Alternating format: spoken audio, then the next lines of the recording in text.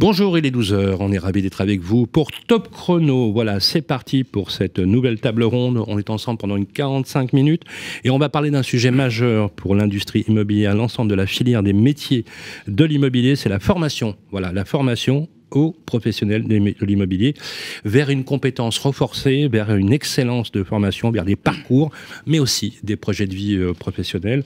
On va en parler avec des professionnels du secteur, mais également de l'enseignement supérieur qui sont avec nous. Tout d'abord, bonjour Loïc Quentin, merci d'être avec nous. Bonjour Sylvain. Voilà, pour ce Top Chrono, ça se passe plutôt bien, on est ravis d'être avec vous. Bonjour Céline Dessieux. Bonjour. Alors on dit Dessieux. Oui, Dessieux. Voilà, je suis ravi de vous recevoir sur le plateau. Vous êtes directrice de l'École supérieure de l'immobilier. Bien évidemment, on va en parler aussi de façon très importante. Vous êtes un acteur majeur de la formation professionnelle. Delphine Herman est avec nous également. Bonjour Delphine. Bonjour Sylvain. Porte-parole de Guy Hockey, l'immobilier. Merci d'être avec nous avec des projets très ambitieux que vous avez mis en œuvre, des vrais projets de vie professionnelle, comme quoi finalement on peut être également des agents économiques et des acteurs sociaux dans un pays qui en a bien besoin. Un immense merci également à un acteur majeur de l'immobilier qui est avec nous. Il est resté avec nous sur le plateau. Yann Géano, bonjour. Bonjour Sylvain. Patron président de La Forêt Immobilier.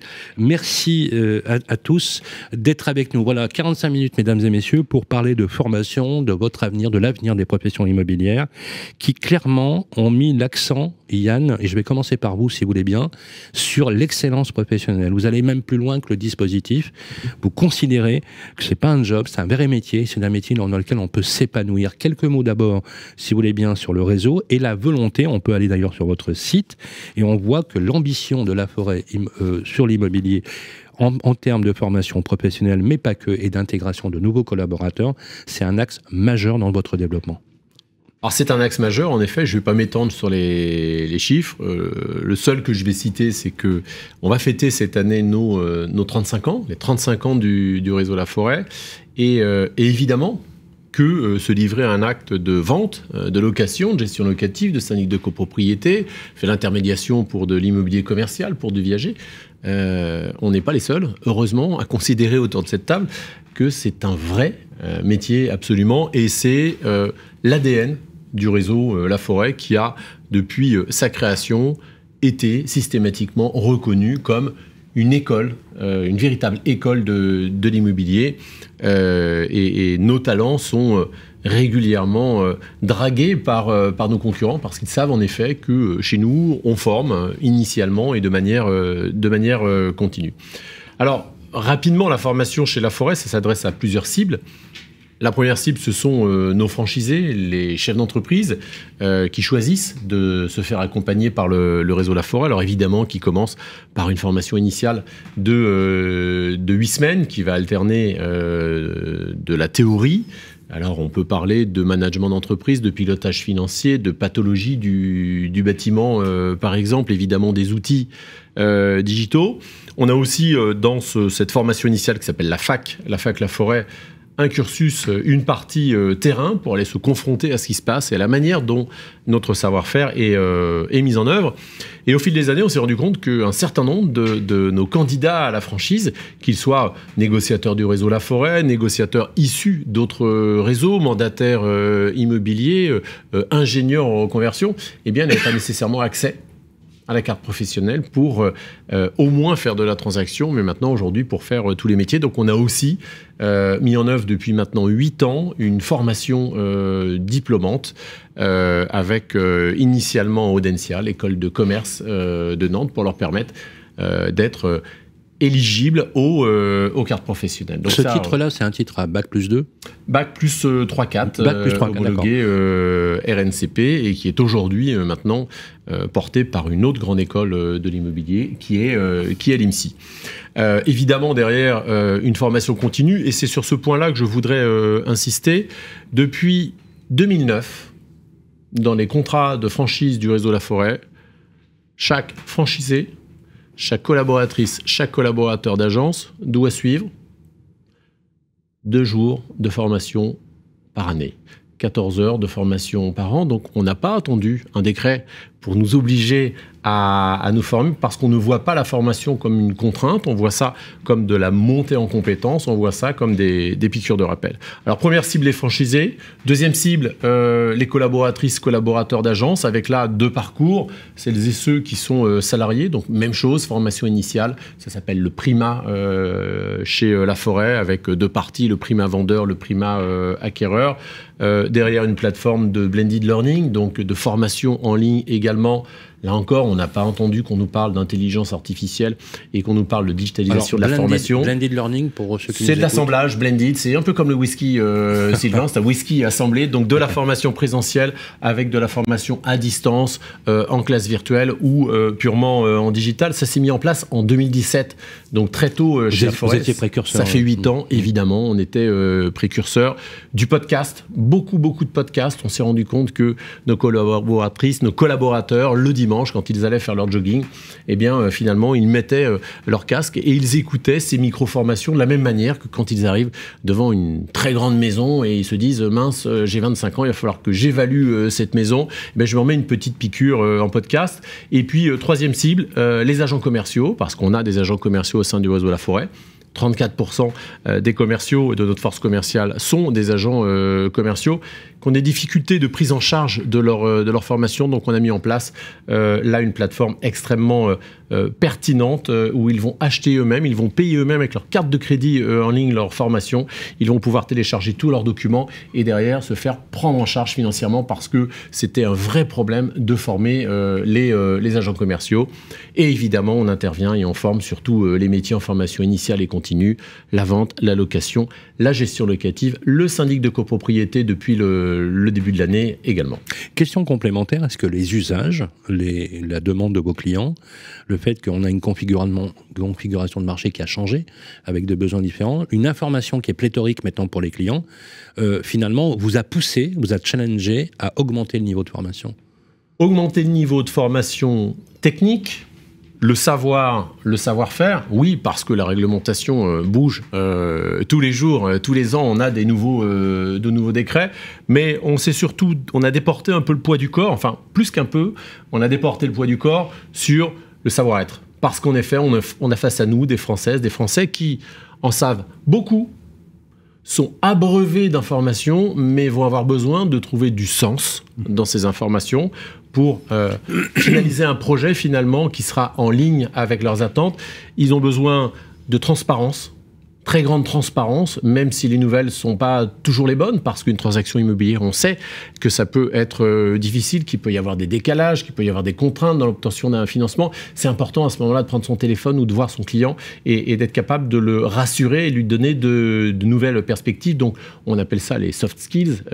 C'est très à la mode, mais ce savoir-être, en tout cas, aujourd'hui, pèse 60% dans le métier de nos collaborateurs commerciaux versus 40% de savoir et de savoir-faire. Vous êtes le tiers de confiance finalement sur les projets de vie professionnelle de l'ensemble des collaborateurs du réseau. On se doit de l'être et j'en parlais avec des collaborateurs pas plus tard qu'en début de semaine. On se rend compte que finalement aujourd'hui, le vrai luxe, c'est de pouvoir pousser la porte d'une boutique à côté de chez soi et d'avoir quelqu'un en face de soi.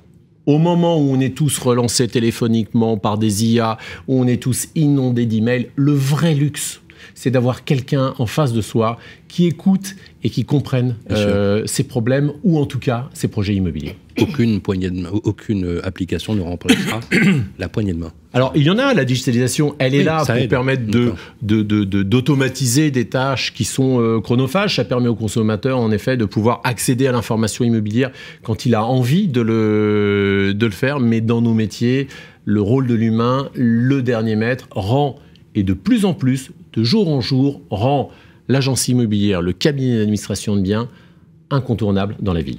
Historiquement, les métiers de l'immobilier sont en tension, c'est un recrutement permanent, c'est aussi une façon de renouveler finalement ou d'essayer de réfléchir à une reconversion professionnelle, à un avenir, avec des métiers qui sont aujourd'hui en vraie tension. Je pense par exemple au métier de syndic de copropriété, au métier de la gestion locative, mais également les métiers de la transaction immobilière. L'AFNAIM a joué un rôle moteur pour imposer la formation comme la pierre angulaire finalement de la profession, avec la création de l'école supérieure de l'immobilier, on va en parler avec vous, Céline Dessieux, et le combat aussi sur le socle réglementaire solide. Concrètement, si je vous demandais, Loïc Quentin, où est-ce qu'on en est en matière de formation en 2025, sur notamment la reconnaissance sur laquelle vous êtes beaucoup battu de la compétence dans l'immobilier. Et je voudrais juste compléter, comme ça vous me faites une réponse globale, c'est également sur les obligations de formation sur lesquelles vous avez eu une victoire que vous avez remportée, avec notamment la sortie du décret de formation.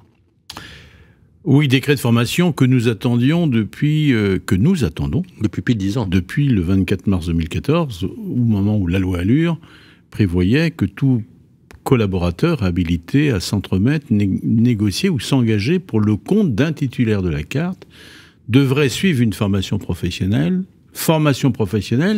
dont les conditions seront définies par décret.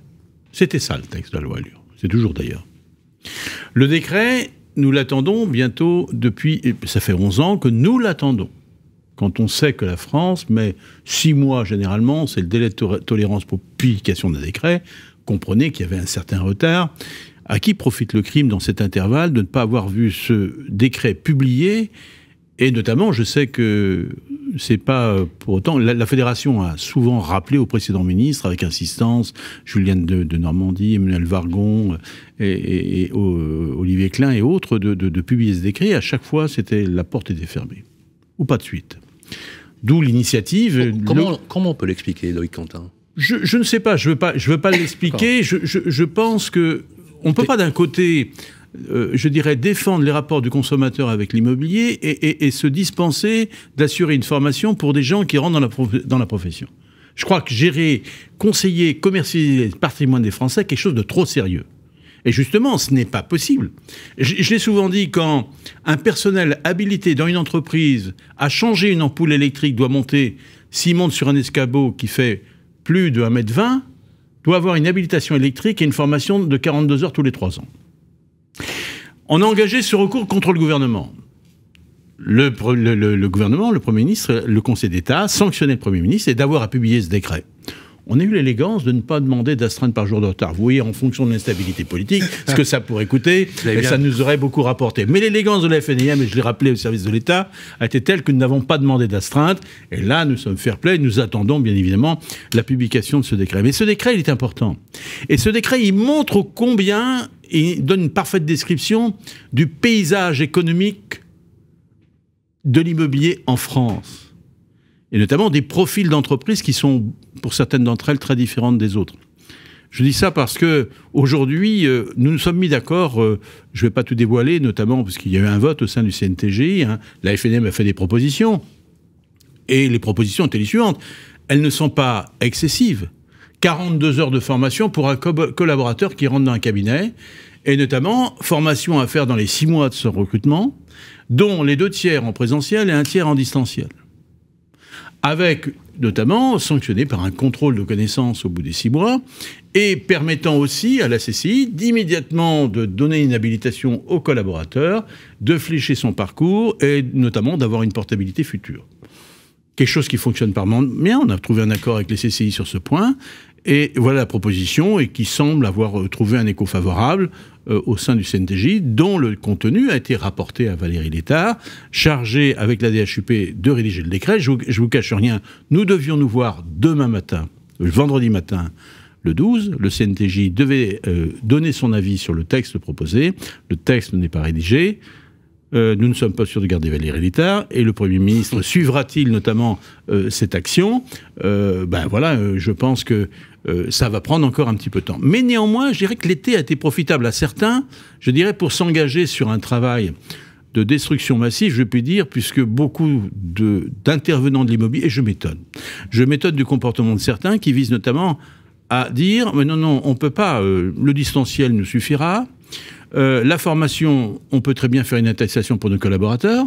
C'est-à-dire qu'on se refuse et on s'interdit d'accompagner les professionnels et l'immobilier de demain avec des valeurs d'exemplarité, de compétence et d'efficacité.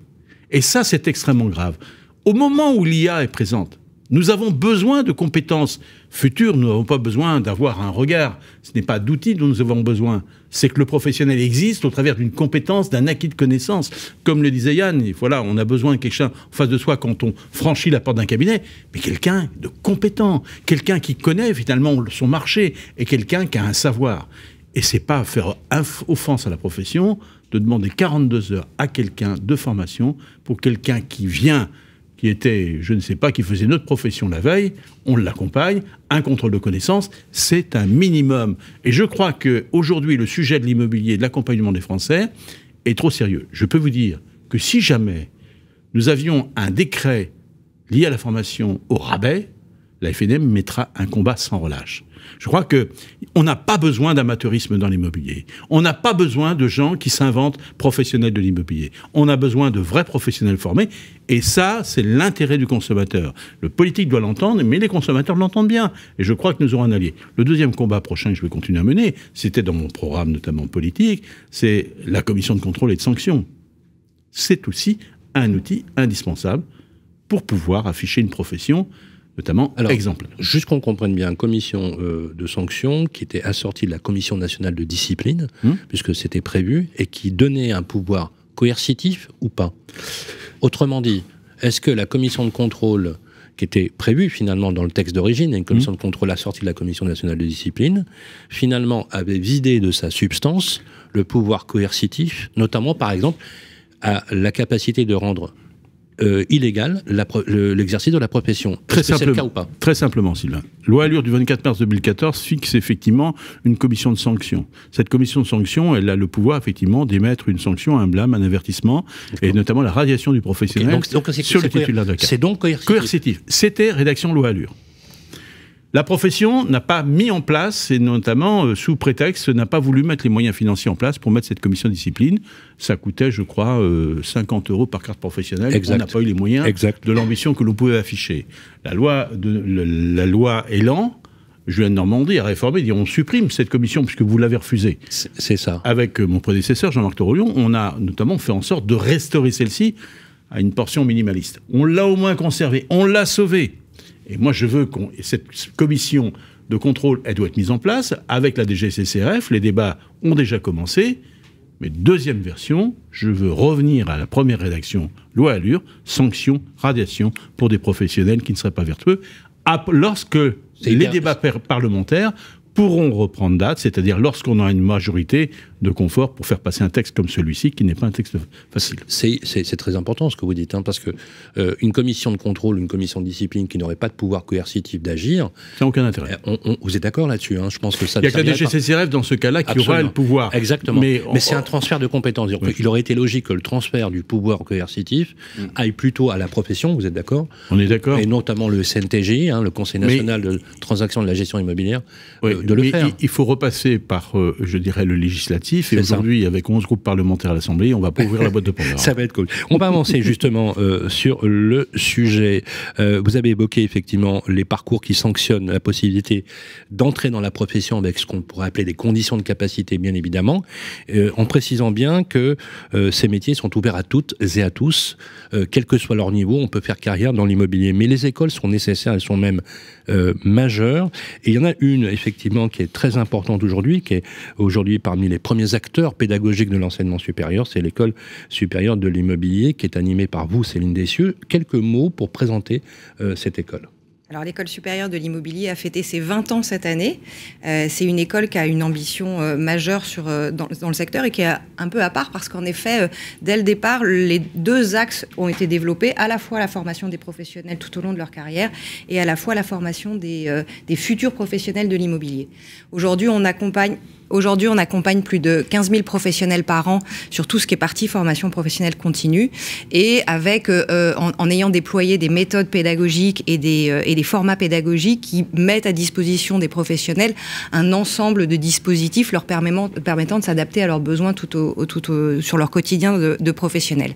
On sait aujourd'hui que les méthodes de consommation de la formation ont fondamentalement changé, le Covid ayant accéléré grandement toute cette évolution. Et on se retrouve aujourd'hui à être tous, je pense, autour de cette table qui font de la formation professionnelle, à se poser des questions du le tout digital, garder le présentiel, avoir un mix entre les deux, d'autant plus que toutes les études qu'on peut faire auprès de nos adhérents de la FNAIM prouvent que l'ensemble des professionnels veulent retourner sur du présentiel, sur de la formation en présentiel, et qu'aujourd'hui, malheureusement, enfin, en tout cas, ce qui se développe aujourd'hui, c'est plutôt les formations en distanciel et l'e-learning qui, à mon sens, en tant que directrice d'une école, sont loin des critères pédagogiques exigés pour avoir une formation professionnelle de qualité. Et puis, à côté de ça, donc, l'école a créé aussi un service de scolarité pour accompagner donc des futurs professionnels, jeunes et moins jeunes, parce qu'en effet, la reconversion professionnelle est un axe majeur de notre école et de l'ensemble des écoles immobilières. Et aujourd'hui, on accompagne des étudiants du BTS jusqu'au master. On a fait une rentrée cette année avec 450 étudiants, tous en alternance. Ça fait 20 ans que l'École supérieure de l'immobilier fait de l'alternance et que de l'alternance. Et avec une définition de diplôme bien à elle, contrairement à beaucoup d'écoles. L'École supérieure de l'immobilier est la seule aujourd'hui à avoir des diplômes universitaires, puisqu'on a 5 partenariats avec des universités françaises qui nous permettent de déployer des diplômes de grade européen. Alors, c'est intéressant ce que vous dites, parce que c'est même fondamental. C'est les jeunes qui arrivent aux affaires, que l'on prépare, vous formez à des diplômes, vous avez un parcours pédagogique à partir d'un niveau bac et supérieur au bac jusqu'au master. Tout à fait. Et vous le faites effectivement avec délibérément cette politique que vous avez choisie de faire homologuer ces titres-là par la filière générale, c'est-à-dire la filière universitaire, qui valorise. Question, alors bien évidemment, il n'y a pas d'opposition entre d'autres types tout ça se complète, on va en parler d'ailleurs avec vous, Delphine. Les jeunes que vous recrutez aujourd'hui, vous avez dit un mot qui est fondamental et qui, à mon avis, est une formidable mesure d'égalité sociale, c'est le financement par le contrat d'alternance. On est les seuls pays en Europe à être capable de proposer un parcours pris en charge grâce aux fonds mutualisés, aux fonds paritaires, on appelle ça, je crois, des OPCO, me semble-t-il, qui financent justement le contrat d'apprentissage, qui a été assoupli d'ailleurs, parce qu'à une époque, on a connu une époque où c'était compliqué d'avoir des contrats d'apprentissage, maintenant c'est beaucoup plus souple. C'est un véritable avantage pour le jeune aujourd'hui, et la possibilité aussi pour des jeunes qui n'ont pas des parents forcément, qui ont les moyens de les loger ou de financer leurs études, de pouvoir pratiquer un métier et d'avoir un vrai diplôme. L'alternance a en effet 2 axes importants, c'est-à-dire que déjà elle va accompagner le jeune tout au long de son cursus. En alternance, il va se retrouver dans une entreprise adaptée au cursus sur lequel il va avoir un rythme de quasiment la moitié de son mois, où il va se retrouver dans une entreprise et il va pouvoir mettre en application les savoirs que l'école lui apporte.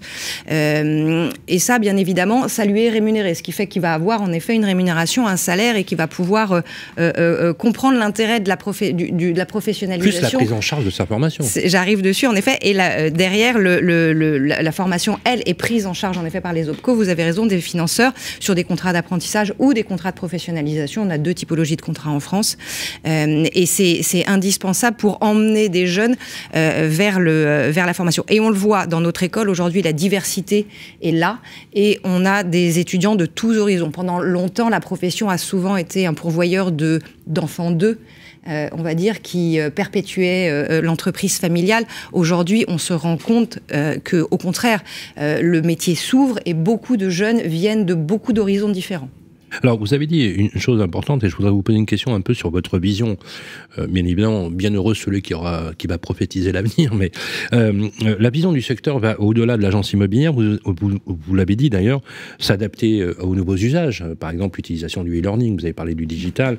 Bien évidemment, moi, je suis assez d'accord avec vous sur le fait que le digital ne peut pas remplacer l'exigence pédagogique et du rapport tactile, finalement, au professeur qui incarne également et qui est dépositaire du savoir. Mais face, justement, aux compétences qui évoluent de plus en plus. On parle d'AMO, vous savez, sur la rénovation énergétique. On parle de data, d'intelligence artificielle. Vous en avez évoqué quelques mots, Yann. La relation client. Tous les outils qui permettent aujourd'hui d'optimiser finalement ou d'upgrader, c'est très à la mode de dire ça, les métiers de l'immobilier. Comment finalement votre école se porte finalement d'un point de vue presque philosophique, garant finalement de cet équilibre entre la nécessité d'avoir un métier, vraiment sur le plan même de l'approche, mais également de l'intégration de ces nouvelles technos, finalement, mais que ça peut être également des innovations sociales, comme les modes d'enseignement pédagogique. Alors déjà, nos diplômes universitaires sont très axés sur du droit immobilier. Donc les fondamentaux sont là. Sur le droit, sur le juridique, sur la partie juridique. Donc les fondamentaux de l'immobilier sont là, et un étudiant de master qui sort de master universitaire chez nous a acquis un nombre de compétences assez élevé qui va lui permettre d'avoir une carrière en évolution tout au long de son parcours, en fait. Donc il y a vraiment un axe majeur sur la partie juridique et fondamentaux du métier. Et puis à côté de ça, et on va retrouver la même chose d'ailleurs sur la partie formation continue, puisqu'on a vraiment un socle de formation initiale en formation continue qui est extrêmement axée sur les bases du métier, la partie juridique, etc. Mais bien évidemment, on a la chance d'avoir aujourd'hui un ancrage terrain fort par la FNAIM et par notre formation professionnelle continue, et d'avoir plus de 80 formateurs qui nous accompagnent rien que sur la partie professionnelle. Donc aujourd'hui, on travaille avec les divers acteurs sur les évolutions des formations qu'on propose. Et oui, l'IA est un acteur majeur, enfin est une évolution majeure, mais de la manière de faire son métier, pas des fondamentaux. Et la veille juridique est indispensable et devra continuer à être faite. Et je pense que aujourd'hui, l'humain au centre de la formation, à mon avis, reste l'élément essentiel, parce que de toute façon, les échanges qu'on peut avoir les uns avec les autres font la richesse et font le développement des professions. Vous vouliez commenter, Yann Janot? Oui, moi je veux rebondir. En effet, la formation initiale, c'est du présentiel. Il n'y a pas d'autre solution. La classe virtuelle, ça permet derrière de débriefer des difficultés à mettre en œuvre ce qu'on nous a enseigné en formation initiale. Est-ce que c'est aussi peut-être le moyen dans le digital d'aller dans des déserts de formation où les gens n'ont pas forcément les moyens de prendre 50 km et d'aller dans des salles de formation? Est-ce que c'est pas aussi... Non, je crois pas aujourd'hui. Nous, on a 22 centres de formation en France. Oui, vous avez une capillarité qui permet... C'est la même chose. Donc, en effet, on est très proche des agences immobilières et de nos franchisés, de leurs collaboratrices et collaborateurs. Et le deuxième point que je voulais évoquer quand même, c'est que le choix des écoles et des institutions est décisif. Parce qu'il y a quand même aussi beaucoup d'acteurs qui profitent aujourd'hui d'un effet d'aubaine, d'une prise en charge de la formation dans le cadre de l'alternance, mais qui n'ont ni la légitimité, ni le professionnalisme, ni le corps professoral suffisant pour apporter le niveau de qualité attendu. Donc en effet, je crois qu'il y a une attention cruciale à porter aux institutions, aux écoles qui vont prodiguer et qui vont former le futur de nos métiers. Et c'est un sujet vraiment important pour lequel nous, en tout cas, on se bat. Des boîtes à BTS, on s'en méfie un peu. Alors, c'est d'autant plus... Pardon, vous vouliez... Sur la formation professionnelle continue, je pense qu'il faut avoir la même attention, parce qu'aujourd'hui, on a quand même beaucoup d'acteurs qui ne sont pas des acteurs de la formation au départ, qui proposent du low-cost en formation, avec des enregistrements de vidéos et qui délivrent des attestations de formation. Et ce n'est pas des acteurs de la formation professionnelle, ce sont des acteurs qui proposent tout un tas d'autres produits autour et qui attirent les clients via des attestations de formation. On peut acheter ces 14 heures de formation loi Allure à pas très cher sur Internet, mais je pense qu'il ne faut pas se tromper de débat. La formation, c'est de la montée en compétences et c'est pas uniquement répondre à une obligation administrative en s'achetant un certificat de formation. Oui. Il faut dire aussi que certains ingénieurs immobiliers, malheureusement, sont tentés de faire ça parce que ça les arrange, mais qu'effectivement, vous avez pris le pari de l'excellence. Je voudrais juste, avant de vous laisser partir, parce que je sais que vous avez une obligation, c'est vous êtes créateur d'emploi. Vous proposez de l'emploi, vous garantissez. On ne fait pas qu'une formation pour avoir le diplôme. On travaille derrière. On travaille. Nous, on a l'habitude de dire, et ça fait partie de nos accroches publicitaires chez Laforêt, on recrute et on forme. Donc, en effet, on crée de l'emploi partout en France. À chaque fois qu'une agence immobilière, Laforêt, ouvre ses portes, ça crée de l'emploi. À chaque fois qu'on va diversifier nos métiers, qu'une agence décide de passer à la gestion locative, puis au syndic de copropriété, à l'immobilier commercial, c'est autant de recrutement. Mais la création d'emplois est en effet indissociable de la qualité initiale qu'on va apporter aux consommateurs. Une transaction immobilière en France, une vente, c'est en moyenne 12 000 € TTC d'honoraires. Il faut en apporter pour 12 000 € € de conseils, d'accompagnement aux clients. Ça, c'est essentiel à nos yeux. Un immense merci d'être venu sur le plateau pour Top Chrono. Et Yann Jeannot, président de Laforêt, acteur majeur pour le logement des Français, mais également pour fabriquer des avenirs professionnels, des projets de vie professionnelle. Merci Yann Jeannot. Je vais vous laisser aller.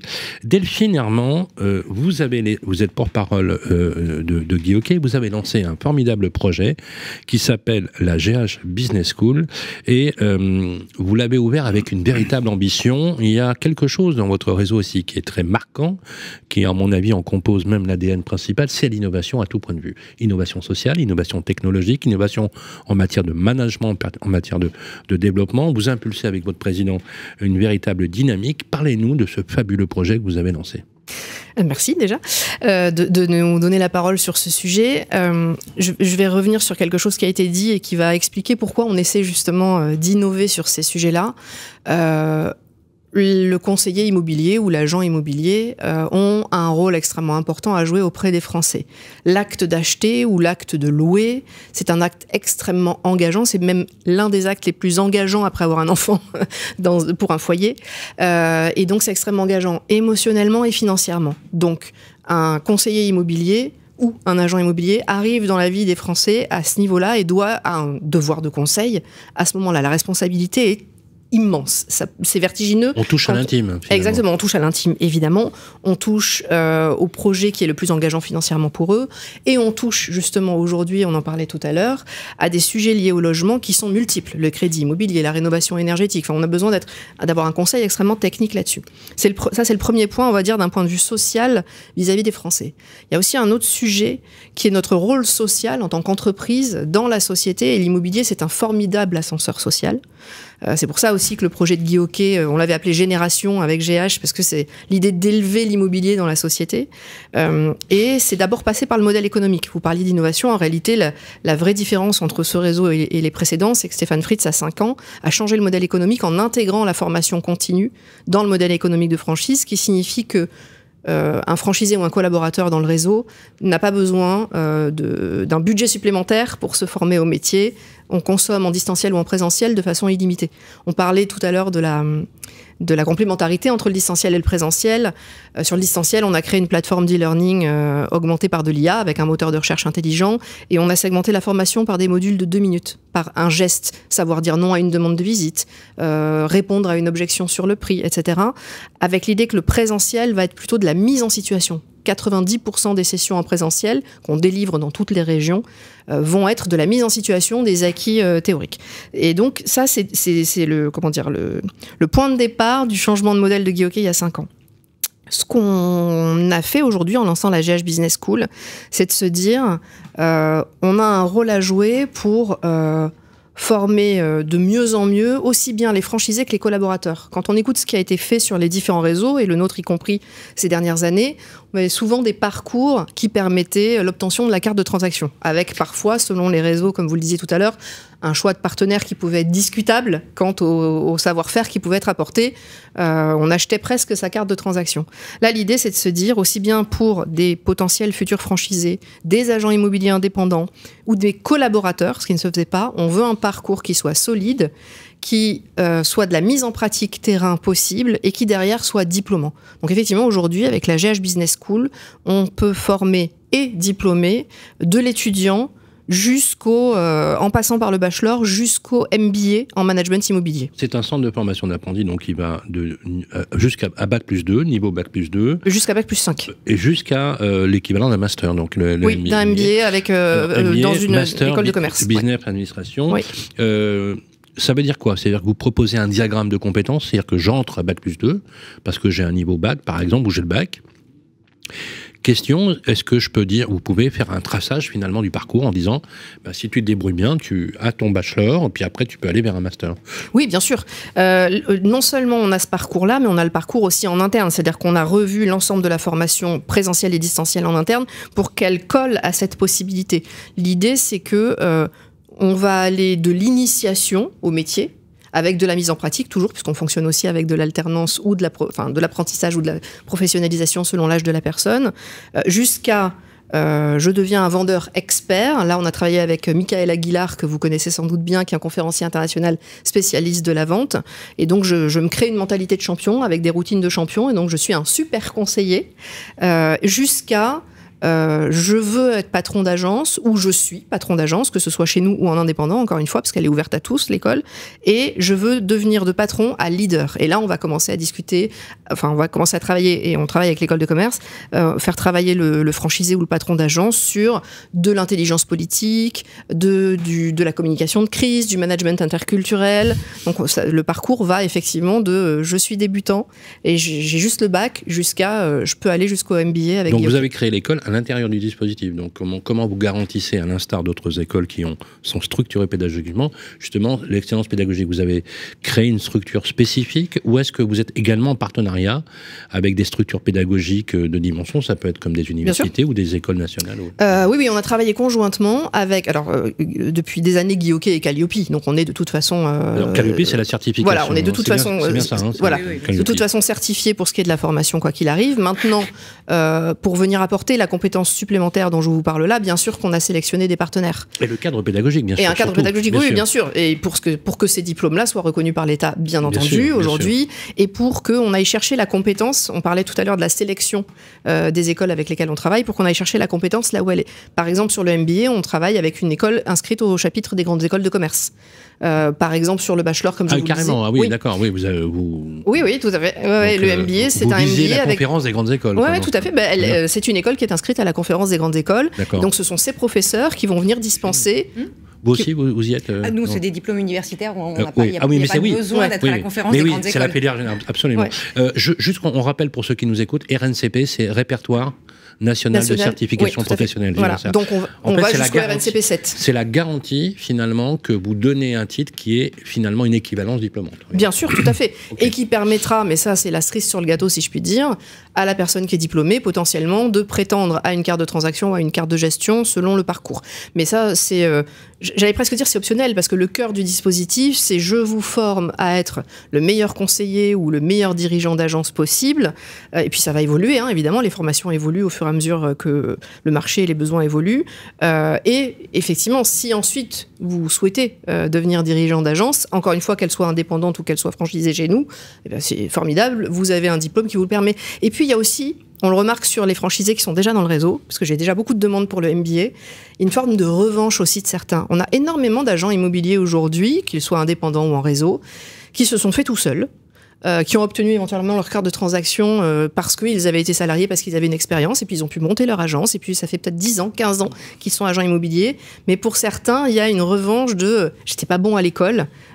J'ai fait un parcours où je me suis arrêtée au collège, et là j'ai la possibilité d'une certaine manière, alors, je veux pas parler enfin ça n'a pas de rapport avec la VAE qui est aussi un système extrêmement intéressant, donc, mais de dire en fait j'ai un moyen, voilà, exactement, j'ai un moyen de reconnaître toute cette expérience que j'ai acquise. Je suis un patron d'agence aujourd'hui, je suis solide sur mes appuis, j'ai tout un tas de compétences, je vais pouvoir les compléter, par exemple si on parle du MBA, avec des compétences, des choses qu'on ne m'a pas forcément apprises. Une cartographier la politique locale, c'est des choses qu'on n'aura pas forcément apprises. Et à la fin, j'ai un bac plus 5. En fait, vous dites qu'un autodidacte, vous savez, il y a des personnes qui ont travaillé sur des chaînes de montage, par exemple chez Citroën ou Renault, etc., et qui sont devenus non seulement des grands patrons de l'immobilier, mais même des présidents de syndicats. Oui. Et donc, l'échelle sociale, quand elle fonctionne plutôt bien, où on peut faire aussi être compagnon du devoir en boulangerie. Oui, tout à fait. Ah bah, j'ai un bon exemple, puisque Stéphane Fritz, notre président, aime bien, mais c'est important, hein, aime bien rappeler qu'il a fait 2 6e, 2 5e, et qu'il s'est arrêté là. Qu'ensuite, il est entré dans la Légion étrangère quelques années plus tard. C'est là qu'il a fait toute son expérience. Aujourd'hui, il est président d'une entreprise. Oui, enfin, il a quand même fait HEC. Hein. Alors, et oui, il a fait une certification HEC il y a quelques années. Mais je parlais des hautes études communales, mais voilà. Voilà. Mais oui, c'est aussi pour ça que ça nous... C'est aussi pour ça que ça nous tient à cœur, en fait, tout ce projet autour de la formation, et que c'est pas de la communication, c'est vraiment un dispositif. Il faut quand même dire que vous recrutez pour le réseau. Bien sûr aussi. Exclusivement pour le réseau. Alors là, la GH Business School, elle est ouverte à tout le monde. C'est-à-dire que vous pouvez être vous allez éventuellement faire votre alternance parce qu'il y a de la mise en pratique si vous êtes en bachelor. Je suis négociateur chez Century 21, je peux aller chez GH Business School ? Alors, il faudra que nos cousins qu'on aime beaucoup de chez Century 21 soient d'accord. Ce que je veux dire, c'est que c'est surtout ouvert aux indépendants, bien entendu, et notamment aux agents commerciaux ou aux agents immobiliers indépendants. Je voulais qu'on finisse cette table ronde, et merci parce que c'est très puissant en termes de contenu. Merci vraiment d'avoir partagé ça avec nous. Je rappelle, les amis, que le podcast, bien sûr, est en replay, que vous pouvez vous adresser à Céline Dessieux avec l'École supérieure de l'immobilier, avec les diplômes universitaires. Moi, j'aime beaucoup cette démarche parce que je trouve qu'elle ancre bien et qu'elle complète les dispositifs, également avec la GH Business School et bien sûr l'école de la forêt. Je voudrais qu'on parle éthique professionnelle et compétences pour l'avenir. Les enjeux de la montée en gamme, en fait, sont poussés, challengés par les usages. On le sait, hein, de plus en plus. On a des clients aujourd'hui, des usagers qui sont hyper informés, ultra informés. Ils sont même d'ailleurs tellement informés qu'à un moment donné, ça devient compliqué. On a même des clients qui viennent avec des hauteurs de vue que finalement un jour on les perd de vue complètement et ça devient compliqué. Est-ce que finalement cette reconnaissance des métiers de l'immobilier, je voudrais avoir votre avis finalement sur l'avenir, sur la structuration des métiers. Vous savez, on a évoqué l'ordre des agents immobiliers, on a évoqué plein de pistes possibles. C'est quoi le devenir des professionnels de l'immobilier quand on compare effectivement les exigences normatives avec cette volonté d'avoir une meilleure éthique? Rapidement, vous avez 1 minute chacun. On va commencer par vous, Loïc Quentin. 1 minute chacun. Oui. Ah oui, c'est rapide, effectivement. Oui, on a 45 minutes, donc forcément... Non, je crois qu'aujourd'hui, on ne peut pas s'imaginer professionnel de l'immobilier sans suivre une formation tout au long de sa vie. C'est impossible. On prend ne serait-ce que la loi climat-résilience. S'imaginer faire de la transaction sans connaître les conséquences de la loi climat-résilience, faire de la gestion et ne pas pouvoir expliquer à un client qui se nourrit d'une information généralisée, parfois tronquée ou insuffisante, c'est le rôle du professionnel, notamment d'être l'accompagnateur, et notamment ne pas laisser la place à l'IA pour, je dirais, éduquer nos clients, mais s'imposer comme finalement une vision prospective, une vision novatrice et d'accompagnement des clients lors de leur recherche. Ça, c'est le rôle fondamental du professionnel. Vous savez, moi j'ai connu, puisque je suis un ancien de la profession quand même, hein, j'ai commencé en 1980, vous ne pouvez pas savoir à quel point les professionnels peuvent s'estimer heureux d'avoir des supports de formation. En 1980, l'ICH n'était pas encore créé. On avait des facultés de droit qui enseignaient le droit privé. Le droit de la copropriété n'existait pas puisque finalement, ou si peu, on enseignait 5 heures en faculté. Aujourd'hui, il y a des tas de supports pour permettre la formation des professionnels. Donc, il ne faut surtout pas s'en priver. C'est fondamental. Et dans tous les cas, si vous n'êtes pas formé, un professionnel non formé ne résistera pas à la tempête qui s'annonce. Je crois qu'il va y avoir une véritable déferlante sur nos métiers. Et cette déferlante, elle sera destructrice. Destructrice de nombreux emplois parce qu'aujourd'hui, on a besoin de hausser le niveau de compétence et aussi hausser le niveau de sanction. Alors, ce n'est pas un ordre. Quand on se bat pour un décret formation qui est minimaliste et que pourtant beaucoup condamnent, quand on se bat pour une commission de contrôle, ce sont déjà les 2 ingrédients dans l'ordre, mais tout en conservant une liberté d'action et autour d'un mode économique dont finalement qui est indispensable. Ça a le mérite d'être très très clair. Delphine Armand. Je crois que c'est important qu'on prenne conscience qu'en tant qu'entreprise, on a ce rôle social et déontologique à jouer, notamment à travers la formation. Je crois qu'effectivement, même si on attend avec impatience le décret, en réalité, vous voyez bien, au travers de ce qu'on a pu dire sur cette table ronde, qu'on n'a pas attendu le décret pour se mettre en action depuis des années, les uns et les autres, pour essayer de proposer quelque chose qui soit qualitatif et qui permette effectivement de remplir ce devoir de conseil de la meilleure des façons. On a un rôle social aussi pour que les gens qui font ce métier en vivent. C'est-à-dire qu'il y a quand même ce qui prévalait au changement de modèle de Guy Hockey, c'était le fait de se dire le turnover dans ce métier était catastrophique, l'est parfois encore. Et puis bon, c'est comme ça, c'est une évidence. Et puis bon, on n'y peut rien. Non, c'est pas vrai. C'est pour ça qu'on a intégré la formation, c'est de se dire quelqu'un qui est bien formé va bien conseiller son client. S'il conseille bien son client, il va pouvoir avoir ses honoraires. S'il a ses honoraires, il va pouvoir vivre de son métier. S'il vit de son métier, l'agence vit aussi de son métier. Et quand on est franchiseur, on en vit aussi.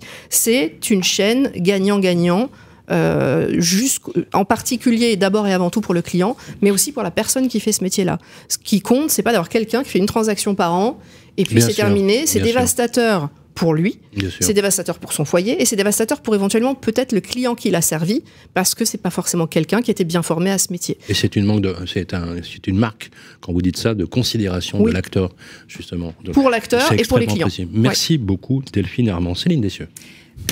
Il est évident qu'aujourd'hui, un jeune qui attaque ses études, il n'y a pas un parent, ou lui-même d'ailleurs en tant qu'étudiant, ne se dit pas qu'il va faire des études longues et qu'il va aller jusqu'au bac+5. Donc c'est ancré aujourd'hui dans la mentalité de tout le monde que pour réussir sa carrière professionnelle, il faut à minima un bac+3, voire un bac+5. Et on recommande toujours un bac+5. Je ne connais pas de parents qui n'essayent pas de pousser ses enfants vers un bac+5. Ben, c'est la même chose en fait pour la partie professionnelle. Aujourd'hui, se former tout au long de sa carrière, ça doit être ancré dans les professions et ça doit être une habitude de tous les ans. On a aujourd'hui des structures immobilières et qui nous avec qui on travaille tous les ans, nous contactent pour programmer leur formation en présentiel, faire venir dans leurs agences un professionnel qui va les former sur des sujets importants, sur les sujets d'actualité, et on voit l'importance portée aux collaborateurs dans sa formation et le résultat derrière. Les collaborateurs restent, il y a moins de turnover, ils sont plus à l'aise et ils ont une clientèle fidèle. Donc c'est indispensable de suivre ce fil qui est de je me forme en initiale longtemps et je poursuis longtemps ma formation. C'est extrêmement clair, un immense merci. Merci de Céline Dessieux. Je vous propose pour conclure un petit jeu sympathique. Je vais vous demander à chacun de dire un mot qui illustre les propos que nous venons de partager. Un mot, comme ça, spontanément, qui vous viendra à l'esprit. On va commencer par Céline. Formation tout au long de sa carrière, c'est évident. Mais... Formation. D'accord, parfait. Delphine. Un seul mot ? Oui, un seul mot. C'est intéressant, ça. J'en ai deux, je suis désolée, mais bon. Ascenseur social. Allez, ascenseur social. Loïc. Quentin. Excellence. Excellence. Pour viser l'excellence, encore faut-il pouvoir prendre l'ascenseur social, mais pour pouvoir le prendre, il faut avoir une solide formation. Ce sera la conclusion de notre table ronde. Céline Dessieux, directrice de l'École supérieure de l'immobilier, un immense merci d'être venue sur le plateau de Radio Imo. Il me semble d'ailleurs que c'est la première fois que je vous interviewe. Revenez nous voir, vous êtes chez vous. Loïc Quentin, président de la FNAIM, merci pour tout ce que vous dites et tout ce que vous faites, et la passion qui anime également Delphine Armand, porte-parole de Guy Hockey. N'oubliez pas, la GH Business School ouverte à tous. On va se retrouver pour la prochaine table ronde. Top chrono, c'est terminé.